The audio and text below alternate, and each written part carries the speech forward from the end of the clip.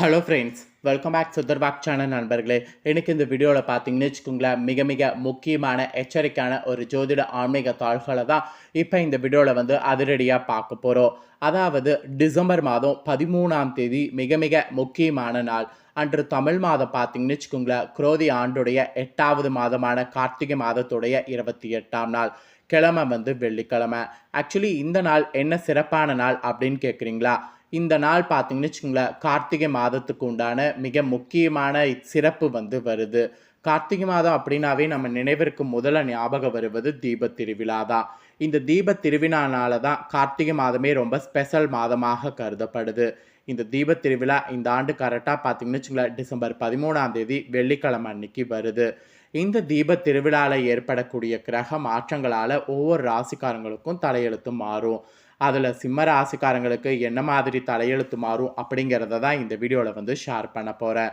சிம்ம ராசியில் பிறந்தவங்க உங்கள் ராசிக்கு என்ன மாதிரி தலையெழுத்து மாறும் அப்படிங்கிறத இந்த வீடியோவில் தெரிஞ்சுக்குங்க. அதுக்கு முன்னாடி கார்த்திகை மாதத்துடைய சிறப்புகள் கொஞ்சம் ஷேர் பண்ணுறேன், தெரிஞ்சுக்குங்க. அது மட்டும் இல்லாமல் கார்த்திகை மாதத்தில் இந்த திருக்கார்த்திகை தீபம் கொண்டாடுவதற்கான காரணமும் இதில் நீங்கள் பண்ண வேண்டிய பரிகாரமும் உங்களுக்கு ஷேர் பண்ணுறேன். அதையும் இந்த வீடியோவில் தெரிஞ்சுக்குங்க. ஆக்சுவலி கார்த்திகை மாதங்கிறது சூரியனுடைய அடிப்படையில் வரக்கூடிய மாதங்க. சூரியன் பார்த்தீங்கன்னு வச்சுக்கோங்களேன், நவம்பர் 16ஆம் தேதியிலிருந்து டிசம்பர் 5ஆம் தேதி வரைக்கும் விருச்சக ராசியில் சஞ்சரிப்பார். இப்படி சஞ்சரிக்கக்கூடிய இந்த டைம் கார்த்திகை மாதமாக சொல்லப்படுது. இந்த மாதத்தில் பார்த்தீங்கன்னு வச்சுக்கோங்களேன், திருக்கார்த்திகையில் வரக்கூடிய மிக முக்கியமான கிரக மாற்றங்களால் நிறைய ராசிக்காரங்களுக்கு தலையெழுத்து மாறும். அதில் சிம்ம ராசிக்காரங்களுக்கு இப்படிப்பட்ட பலன்கள்லாம் கிடைக்கும் என ஜோதிடர்கள் சில தாள்களை குறிப்பிட்டிருக்கிறாங்க. அதை தான் இப்போ இந்த வீடியோவில் லைவாக ஷேர் பண்ண போகிறேன். ஆக்சுவலி நவக்கிரகங்களுடைய தலைவனாக சூரிய பகவான் விருச்சக ராசியில் விளங்கக்கூடிய இந்த கார்த்திகை மாதத்தில் திருக்கார்த்திகையில் உங்களுக்கு கிரகங்களால் இந்த மாதிரியான சில விஷயங்கள் பொதுவாக நடக்கும் என்று குறிப்பிடப்பட்டிருக்கு. அதாவது பொது பலன் கொஞ்சம் குறிப்பிடப்பட்டிருக்கு. அந்த பொது பலனை இப்போ நான் உங்களுக்கு ஷேர் பண்ணுறேன். முதல்ல உங்களுக்கு கிடைக்கக்கூடிய அந்த பொது பலன்கள் என்னங்கிறத தெரிஞ்சுக்குங்க. சிம்ம ராசிக்காரங்களுக்கு இந்த திருக்கார்த்திகைக்கு பிறகு குடும்ப உறவுகளை பேணுவதில் கவனம் தேவை என்று குறிப்பிடப்பட்டிருக்கு. உங்களுடைய குடும்பம், பிள்ளைகள் எதிர்காலம் தொடர்பான முதலீடுகளில் ஈடுபடணும். அப்படி ஈடுபட்டிங்கன்னா அதில் உங்களுக்கு நல்ல லாபங்கள் கிடைக்கும். புதிய வேலை வாய்ப்புகள் கூட உங்களுக்கு கிடைக்கும். வேலை வாய்ப்புகள் எதையும் மிஸ் பண்ணிடாதீங்க. தொழில் தொடர்பாக நீங்கள் முயற்சிகளில் இறங்கும்போது தொழில் தொடர்பான முயற்சிகள் உங்களுக்கு சாதகமான பலனை தரும். அப்புறம் உங்களுடைய சொத்து முன்ன நீங்கள் செய்யக்கூடிய விஷயங்கள்லாம் கொஞ்சம் லாபம் கொடுக்கும்.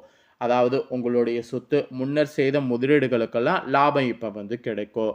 நிதிநல முன்னேற்றம் தாராளமாக இருக்கும். பணியிடத்தில் சலுகையும் ஆதாயமும் அனுபவிக்க முடியும். உங்களுடைய தைரியம், தன்னம்பிக்கையால் ஆரோக்கியத்தில் சிறப்பான நன்மை அடைவீங்க. உங்கள் நிதிநிலையில் சஸ்திரத்தன்மை இருக்கும்.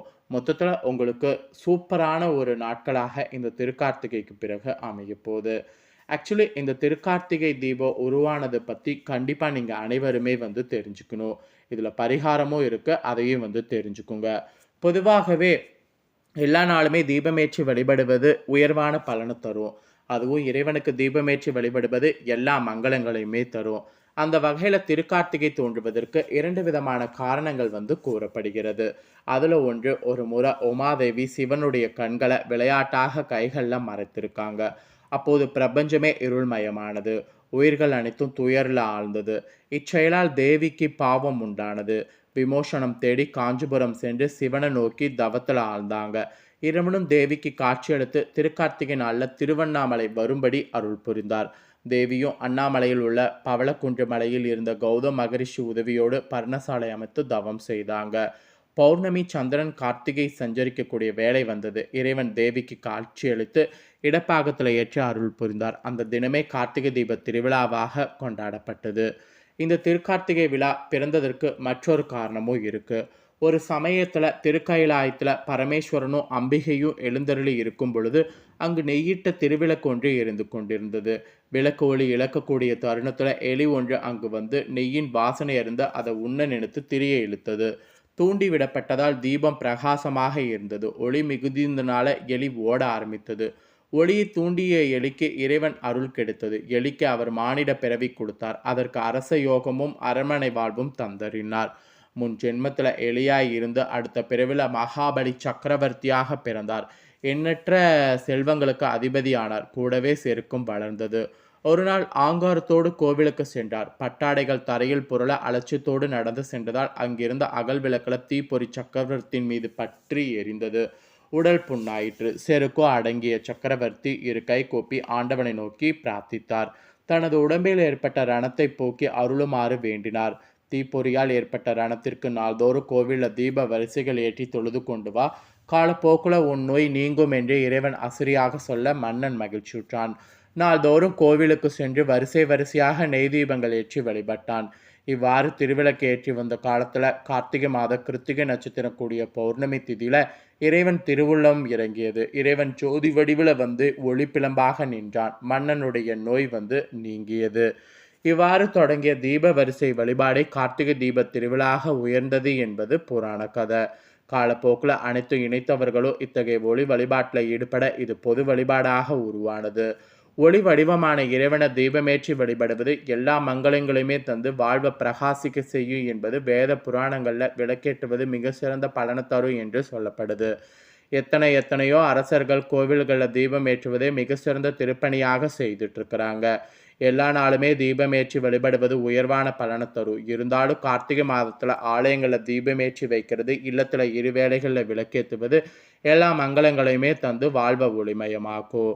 கார்த்திகை மாதம் முழுவதுமே தினமுமே மாலையில் வீடுகளில் ஆலயங்களில் விளக்கேற்றி வழிபடுவது அக்னியின் வாயிலாக ஆண்டவனுக்கு அபிர்வாகம் அளிக்கக்கூடிய பெரும் யாகத்திற்கு நிகரான பலனை தரும். தினமும் விளக்கேற்ற இயலாதவங்க துவாதசி, சதுர்த்தி, பௌர்ணமி ஆகிய 3 தினங்களில் மட்டுமாவது கண்டிப்பாக தீபம் ஏற்ற வேண்டும். கார்த்திகை மாதத்துடைய தொடக்கத்திலும் முடிவிலும் 2 நாட்களில் கார்த்திகை நட்சத்திரம் வருமாக இருந்தால் 2வதாக வரக்கூடிய நாளில் கொண்டாடுவது மரபு. இந்த டைம் டிசம்பர் 13ஆம் தேதி திருக்கார்த்திகை வருது. ஸோ இந்த திருக்கார்த்திகை சிம்ம ராசிக்காரங்க மிஸ் பண்ணக்கூடாது. கண்டிப்பாக வழிபாடு செய்து பயன்பெறணும். ஸோ இந்த திருக்கார்த்திகைக்கு பிறகு உங்கள் ராசிக்கு சிறப்பு பலன் என்ன கிடைக்குங்கிறத ஷேர் பண்ணுறேன், நோட் பண்ணிக்கோங்க. எல்லாம் தெரிந்தாலுமே எதுவுமே தெரியாதவர் போல் முகபாவனை செய்யக்கூடிய குணமிக்கவங்க நீங்கள். இப்படி இருக்கிறவங்க நீங்கள் ரகசியத்தை பாதுகாக்கணும். அதுதான் உங்களுக்கு ஒரு பெரிய டாஸ்காக சொல்லப்பட்டிருக்கு. மேலும் உங்களுக்கு இந்த திருக்கார்த்திகைக்கு பிறகு கிரகங்களால் சிறப்பு பலனாக இதெல்லாம் கிடைக்கும் என்று சொல்லப்பட்டிருக்கு.